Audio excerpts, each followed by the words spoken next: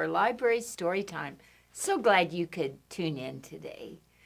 Well, this week we are going to celebrate Earth Day. April 22nd is Earth Day, and that's the day that we celebrate our Earth. We think about pollution and how we can, each one of us, make a difference to stop the pollution, to help with global warming so that we can stop that. Things that we can do, simple things, but everything counts.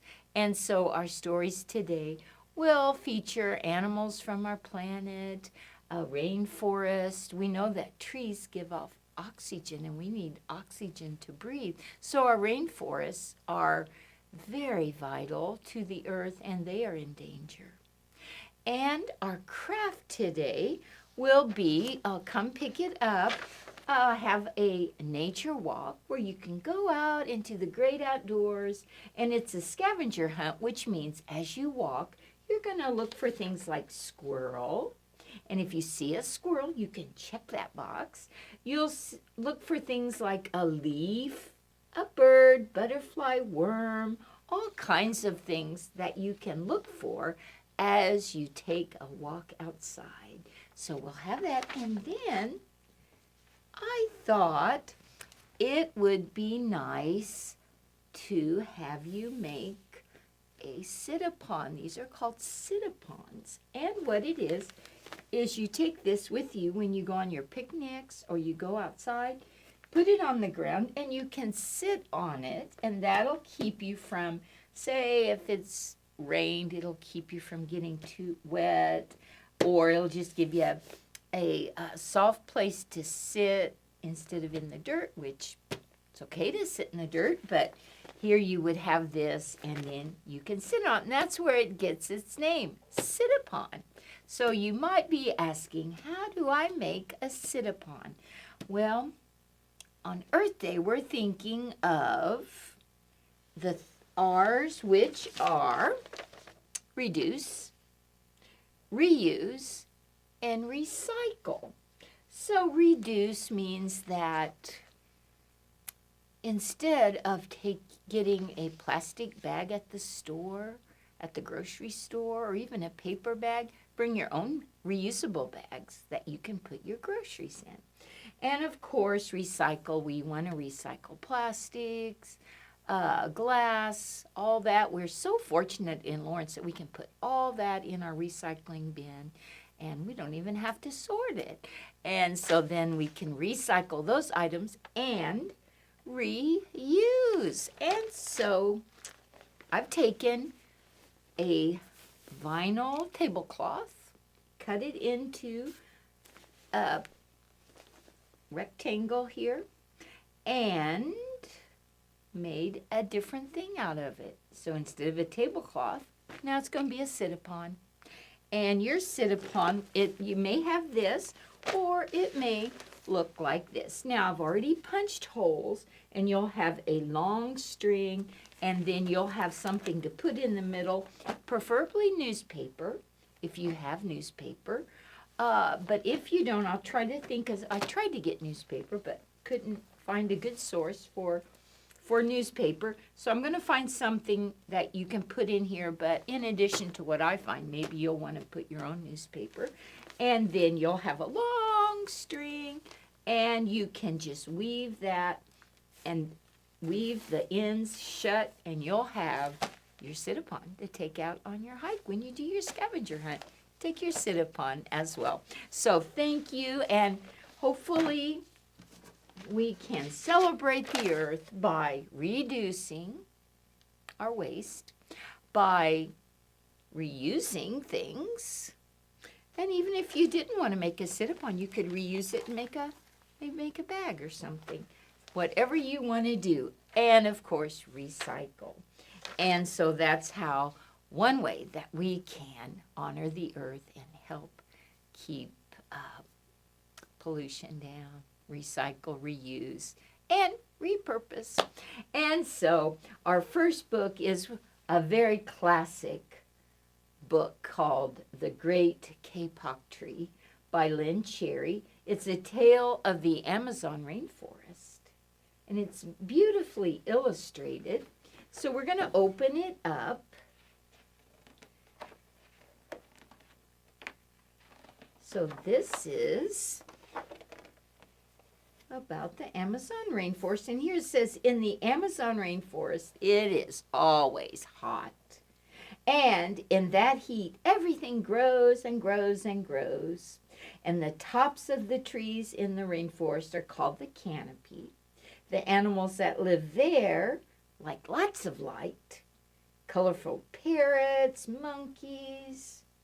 And then the bottom of the rainforest is called the understudy, and animals that live in the understudy like the darkness. There'll be snakes, and maybe a graceful jaguar will be slithering through, snake slithering jaguar, and the floor is called the forest floor, and then the great kapok trees even rise above the canopy and become the fourth layer, which is emergent. And the great kapok tree, they are giant trees. Two men walked into the rainforest. Moments before, the forest had been alive with the sounds of squawking birds and howling monkeys. Now all was quiet as the creatures watched the two men and wondered why they had come. The larger man stopped and pointed to a great kapok tree. Then he left. The smaller man took the axe he carried and struck the trunk of the tree. Whack, whack, whack. The sounds of the blows rang through the forest. The wood of the tree was very hard. Chop, chop, chop. Oh, the man wiped off the sweat that ran down his face and neck. Whack, chop, whack, chop. Soon the man grew tired. He sat down to rest at the foot of the great kapok tree, and before he knew it, the heat and the hum of the forest had lulled him to sleep. He fell asleep at the trunk of the kapok tree. A boa constrictor lived in the kapok tree. He slithered down its trunk to where the man was sleeping. He looked at the gash the axe had made in the tree. Then the huge snake slid very close to the man and hissed in his ear, "Senor, this tree is a tree of miracles. It is my home, where generations of my ancestors have lived. Do not chop it down."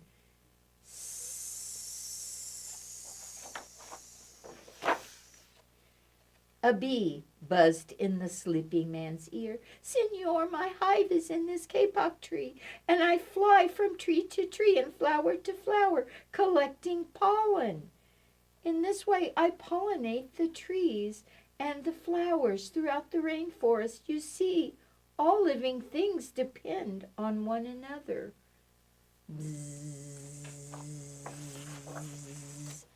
A troop of monkeys scampered down from the canopy of the kapok tree. They chattered to the sleeping man, "Senor, we have seen the ways of man. You chop down one tree, then come back for another and another. The roots of these great trees will wither and die, and there will be nothing left to hold the earth in place. When the heavy rains come, the soil will be washed away, and the forest will become a desert."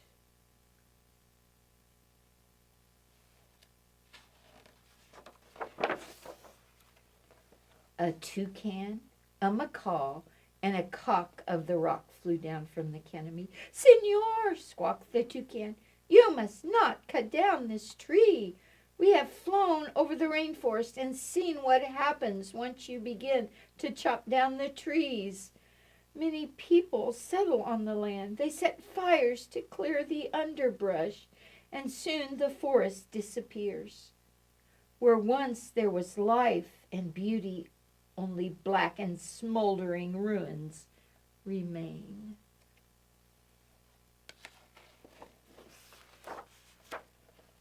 A bright and small tree frog crawled along the edge of the leaf. In a squeaky voice, he piped in the man's ear, "Senor, A ruined rainforest means ruined lives, and many ruined lives. You will leave many of us homeless. You chop down this great kapok tree. A jaguar had been sleeping along a branch in the middle of the tree. Because his spotted coat blended into the dappled light and shadows of the understudy, no one had noticed him. Now he leaped down and padded silently over to the sleeping man. He growled in his ear, "Senor, the kapok tree is home to many birds and animals. If you cut it down, where will I find my dinner?" And on the animals came. 4-tree porcupines swung down. "Senor, do you know what we animals and humans need in order to live? Oxygen. And senor, do you know what trees produce? They produce oxygen. If you cut down the forest, you will destroy that which gives us all life."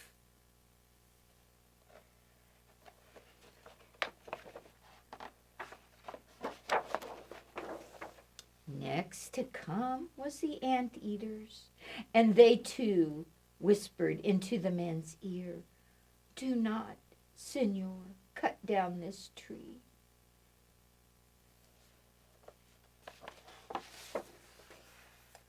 Then a 3-toed sloth had begun climbing down from the canopy. "Senor, how much is beauty worth? Can you live without it? If you destroy the beauty of the rainforest, on what would you feast your eyes?"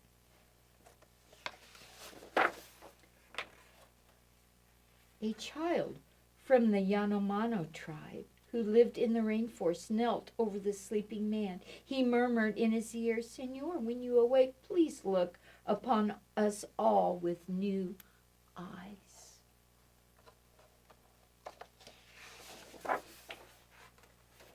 The man awoke with a start. Before him stood the rainforest child, and all around him, staring, were the creatures who depended on the great kapok tree. What wondrous and rare animals they were. Wow, look at all these beautiful creatures.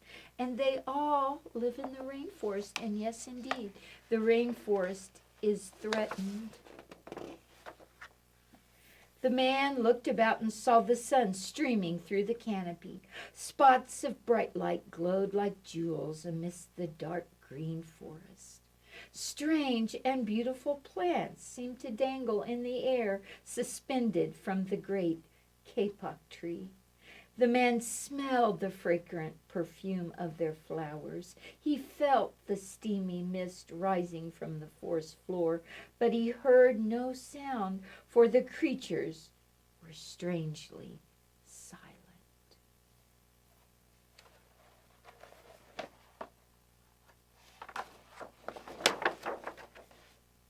The man stood and picked up his axe.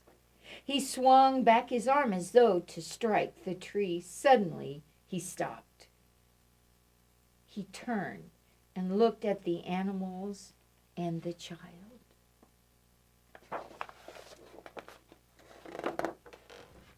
He hesitated. Then he dropped the axe and walked out of the rainforest. There he goes. So perhaps he heard all the animals, and he dropped his axe and left the rainforest. And that's the story of the great kapok tree, a tale of the Amazon rainforest. I would love to go to the Amazon rainforest and see all those amazing creatures and plants. Well, we're celebrating Earth Day, and so we are going to sing a song.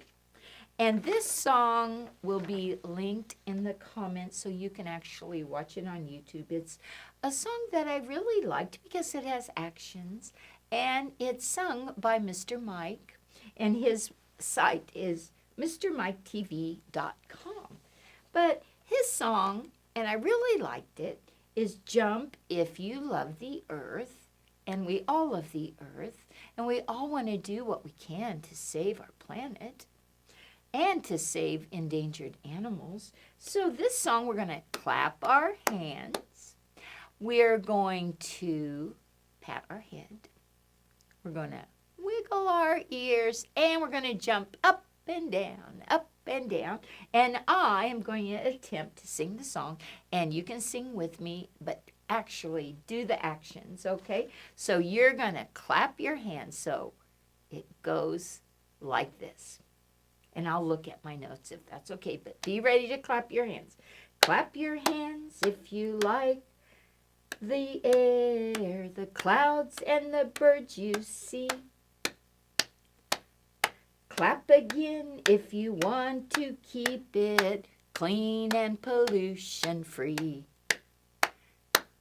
Great, now pat your head if you like the trees and you want to keep them around. Pat again if you know that you should plant one if you chop one down. So that means if you chop a tree down, make sure you plant one in its place. So let's sing that again. Pat your head if you like the trees and you want to keep them around.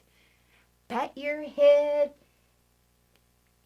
pat again if you know that you should plant one if you chop one down. Very good. Okay, wiggle your ears if you like the ocean, the fish and the water too. Wiggle again if you want to keep it clean for the animals and for swimming. Hey, that's fun to do. Do you like to go swimming? Okay, now you can jump up and down. Jump up and down if you love our planet. Jump up and down if you love the earth. Jump up and down if you love our planet. Jump if you love the earth. Yay! So in our song, you clapped, you patted your head, you wiggled your ears, and you jumped up and down. And I know you love our planet, and I know you love our earth. And I'm so proud of you because I know our future's in good hands. You are going to do the right thing too. What are we doing? We are reduce, reuse, and recycle. Very, very good. Our next book is One Red Sock by Jennifer Sattler.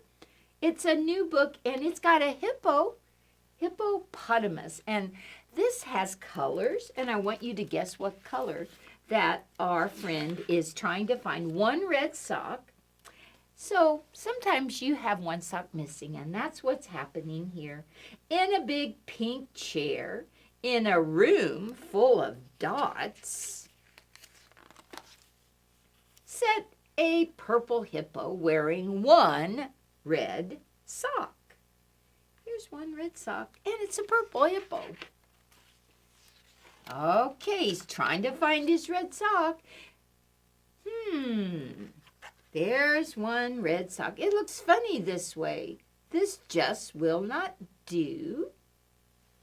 She's saying it just won't do to have one sock. So she put on another sock.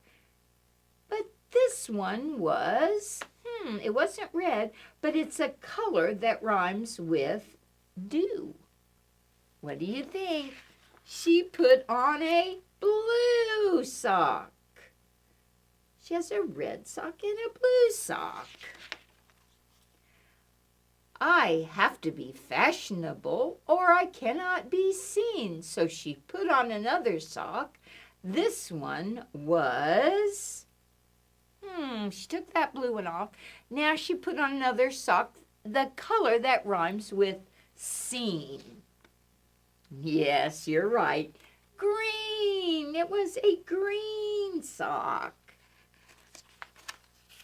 She stuck out her chin. This won't ruin my day. So she put on another sock. This one was, what color would rhyme with day? Gray.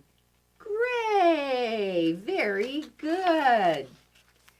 Oh, this is driving me crazy. It just isn't right. So she put on another sock. This one was, right. That's right.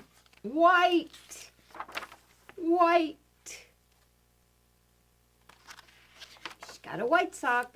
She was losing her patience. She told herself, think.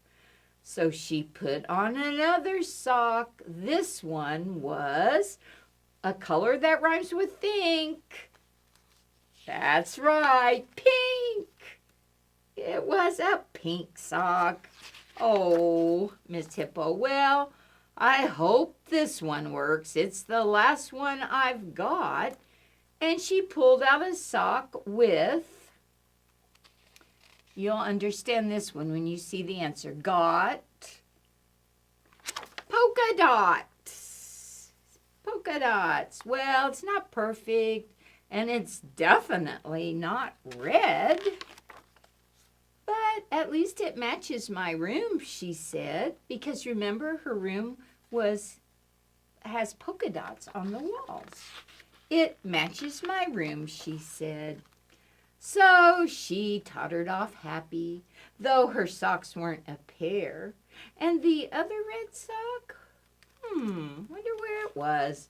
Oh dear, it had always been there. And if we look carefully in the chair, there's that other red sock in the pink chair. She probably was sitting on it the whole time. And that's One Red Sock by Jennifer Sattler. Very, very good. Well, we're going to end our Earth Day story time by looking at some creatures on the earth that we would find in the safari. Can you guess who they are? Let's see if you can. I stretch my neck high, as tall as a tree, and munch on some leaves. Now, can you spot me? What could that be? What beautiful creature could that be? You're right. Guess who? I'm a giraffe. I'm a giraffe. Let's see if we can guess what creature this is. With strong arms and long tail, I swing through the trees and wake one and all with a loud chee-chee-chee. Guess who? Right, I'm a monkey. Chee-chee-chee-chee-chee. And there's a banana. Monkeys like bananas. Oh, what could this be? A cool, muddy lake is a good place to hide. You can't test I'm huge. You can't tell I'm huge till my mouth opens wide. Someone huge that loves the water, mouth open wide. Guess who? I'm a hippo. I'm a hippo, just like our last story had a hippo. One red sock. That's a hippo. Oh, let's see if you can guess this magnificent creature. With kingly pride and a shake of my mane, I send a loud roar across the wide plain. Guess who? Yes, guess who? I'm a lion. Oh, you did a good job of guessing. Oh, we got one more.